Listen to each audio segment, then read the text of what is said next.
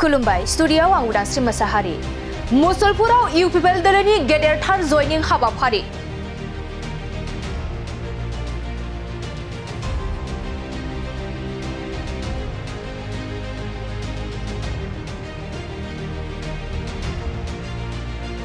मुसलपुर जिला बीपीएफ दोलोनि आफादगिरि हितेश बसुमतारिया गोबां मददगिरिफोरखौ लानानै इउपिपिएल दोलोआव जगदान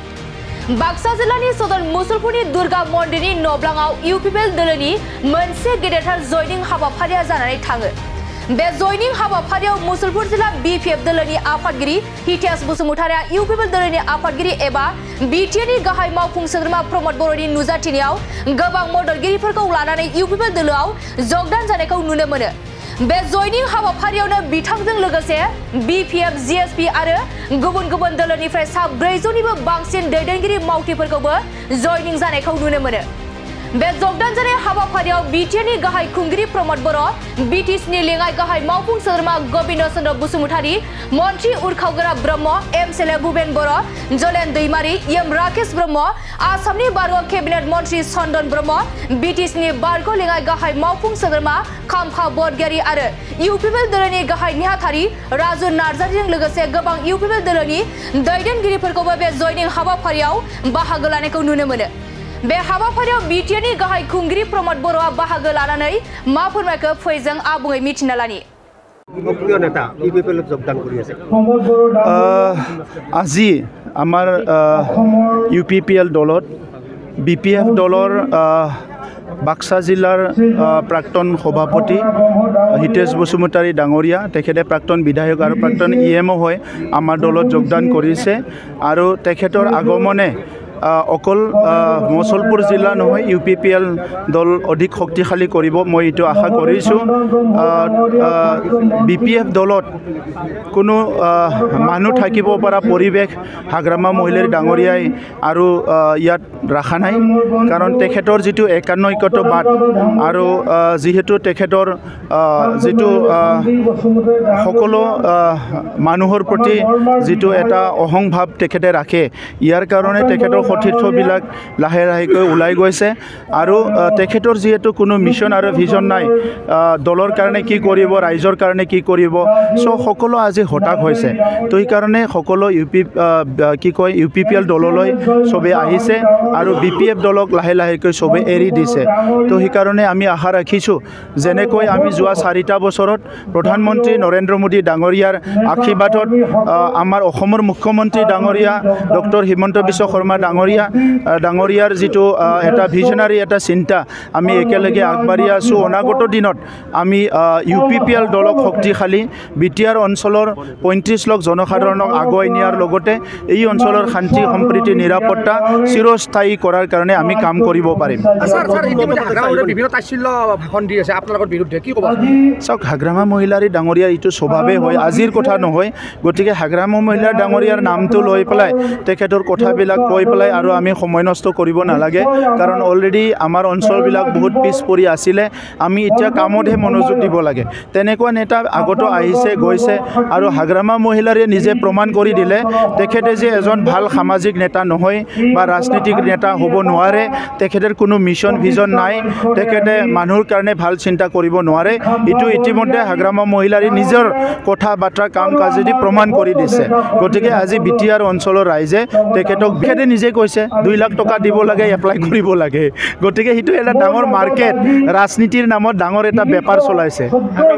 দেখা নাই আপোনালোকৰ নিউজতেটো বজাই আছিলে যে 2 লাখ টকা দিব লাগে এপ্লাই কৰিব লাগে সো 2 লাখ টকা দি এপ্লাই কৰা না বিজেপিয়ে কৈছে না কংগ্ৰেছে কৈছে না কোনবা অসম ভাৰতৰ কোনবা ডাঙৰ দলে কৈছে কোনোটো কোৱা নাই যে ক'বাত ফিছৰ কাৰণে 1500 টকা ল'ব পাৰে কিন্তু 2 লাখ টকা দি এপ্লাই কৰা মাৰ্কেটখন আজি হাগ্ৰামা মহিলাৰ ডাঙৰীয়াই ৰাজনীতিখন ইমানে বেপাৰ কৰিছে যে যিটো নেকি অনাগত দিনত তেখেতক লৈ পেলাই আমি গণতান্ত্ৰিক পৰিৱেশটো কেনেকৈ জীয়াই ৰাখিম চিন্তা কৰিবলৈ আজি বাধ্য হৈছে কৈছে যিসকল বিজেপিৰ নেতাই ইউপিপিএলত যোগদান কৰিলে তেওঁলোকৰ লগত কিবা আলোচনা আছে নেকি যে তেওঁলোকক পৰৱৰ্তী সময়ত বিভিন্ন দায়িত্ব দিয়া হ'ব চুক্তি আছে নেকি তেওঁলোকৰ কাৰ লগত চুক্তি যিসকলে বিজেপিত যোগদান কৰিলে তেনেকুৱা কোনো চুক্তি নাই আৰু চুক্তিৰ দৰকাৰো নাই তেখেতসকলে আগতে এজন নেতা আছিলে সংগ্ৰাম কাম তেখেতসকলৰ নেতৃত্ব দিছিলে গতিকে আজি তেখেতসকলে কথাটো বুজি পেলাই আমাৰ দলত আহিছে গতিকে তেখেতসকলক কোনোবাই কিবা দিব লাগে আনিব লাগে কিবা এছুৰেঞ্চ কৰিব লাগে তেনেকুৱা পৰিৱেশ নাই তেখেতসকলে নিজে আমাৰ দলত আহিছে আমি তেখেতসকলক আদৰি জনাইছোঁ উন্নত কৰাৰ কাৰণে বিভিন্ন ধৰণৰ আঁচনি গ্ৰহণ কৰিছে আপুনি ইয়াৰ ভিতৰত আঁচনিৰ লিষ্টটো কৈ পেলাই শেষ কৰিব নোৱাৰে বিটিআৰ কাউন্সিল চৰকাৰখন 35টা আমাৰ নিজৰ ফ্লেগশ্বিপ প্ৰগ্ৰাম আছে কেন্দ্ৰীয় চৰকাৰৰ আঁচনি আছে ৰাজ্য চৰকাৰৰ আঁচনি আছে আমাৰ নিজৰো 35টা নিজা আঁচনি আছে এই আঁচনিখিনি বিটিআৰ অঞ্চলৰ ৰাইজক আগুৱাই নিয়াৰ কাৰণে থেংক ইউ শক্তিশালী ৰাজনীতি গঠন কৰাৰ উদ্দেশ্যৰে আমি আৰু বহুতো বিপিএফৰ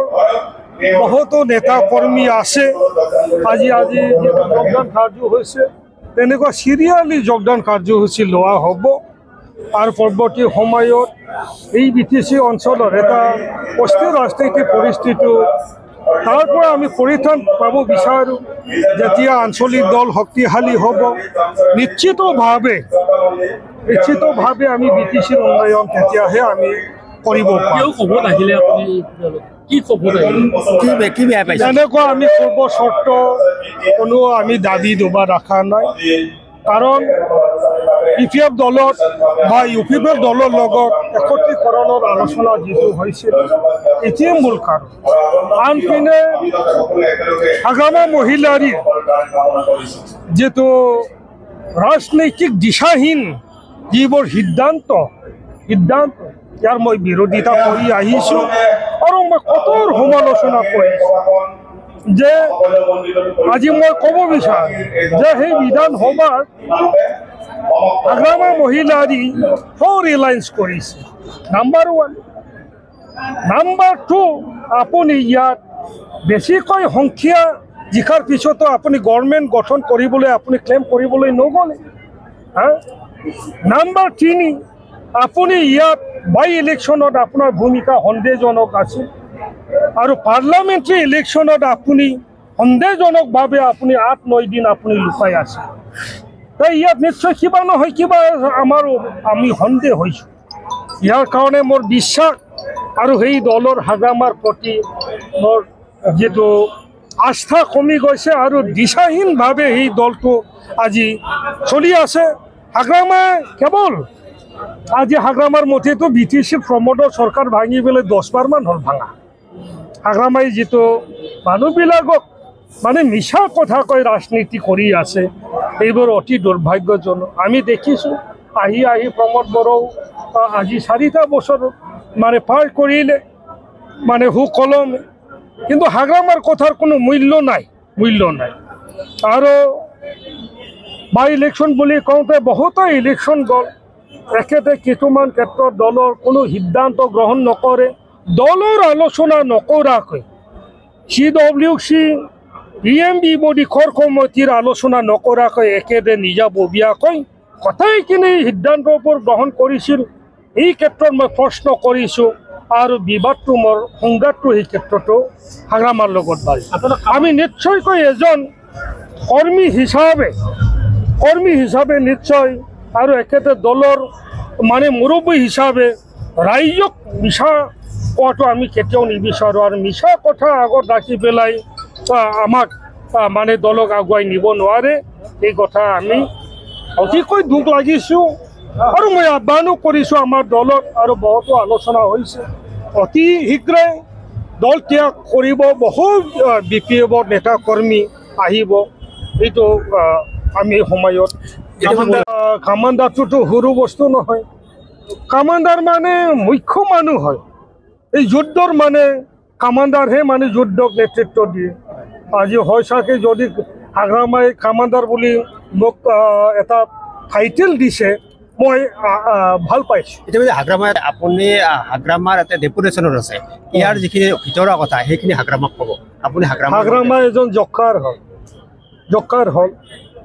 জকাৰ হ'ল অনাই তনাই বকি ফুৰে আৰু আপোনাক এটা কথা কওঁ আজিলৈকে সেই BPF দলৰ হেডকোৱাৰ্টাৰত আজিলৈকে গৈ পোৱা নাই 18 বছৰ হ'ল BPFৰ মুখ্য কাৰ্যালয়ত একেতে নবহে আজি BPF দলক মই দল হৈ আছে বুলি নাভাবোঁ কাৰণ এই হাগ্ৰামাৰ কোম্পানী হৈ আছে কেতিয়াবা এই ক্ৰেচাৰত ৰিজৰ্টত কেতিয়াবা মানে সেই নিজৰ ভিটামিন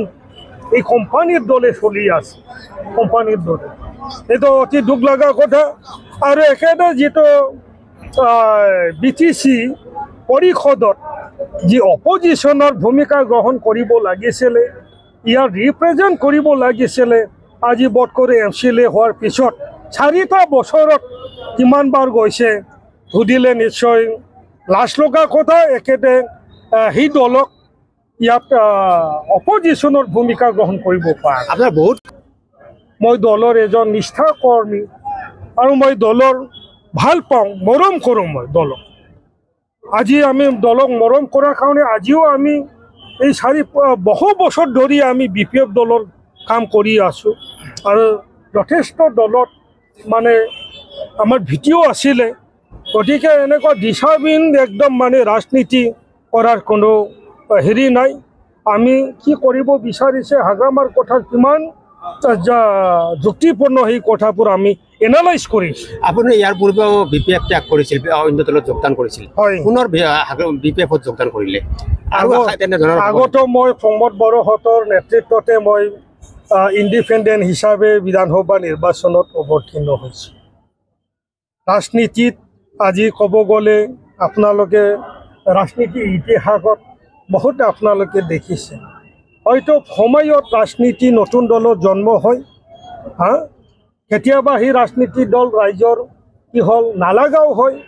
প্ৰয়োজনত ৰাজনীতি জন্ম হয় আৰু ৰাজনীতি আমি পথ পৰিৱৰ্তনো কৰিব লগা হয়